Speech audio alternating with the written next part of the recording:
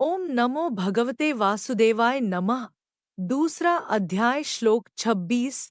अच्छैनन नित्य जातम नित्यम व मन्यसे मृतम तथापि त्वं महाबाहो नैवं शोचितुमर्हसि। व्याख्यात चैनन शोचितुमर्हसि।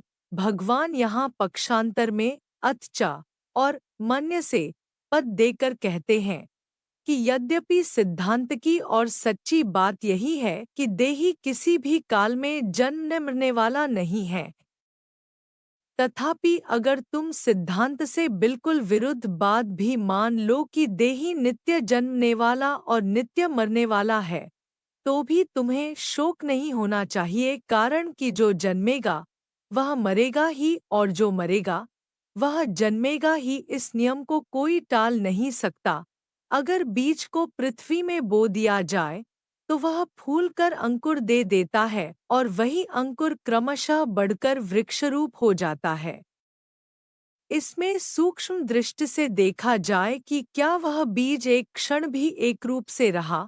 पृथ्वी में वह पहले अपने कठोर रूप को छोड़कर कोमल रूप में हो गया, फिर कोमल रूप को छोड़कर अंकुर रूप में हो गया, इसके बाद अंकुर रूप को छोड़कर वृक्ष रूप में हो गया और अंत में आयु समाप्त होने पर वह सूख गया। इस तरह बीज एक क्षण भी एक रूप से नहीं रहा, प्रत्युत प्रतिक्षण बदलता रहा। अगर बीज एक क्षण भी एक रूप से रहता तो वृक्ष के सूखने की क्रिया कैसे होती। उसने पहले रूप को छोड़ा या उसका मरना हुआ और दूसरे रूप को धारण किया या उसका जन्मना हुआ। इस तरह वह प्रतिक्षण ही जन्मता मरता रहा। बीज की ही तरह यह शरीर है, बहुत सूक्ष्म रूप से वीर्य का जंतु रज के साथ मिला।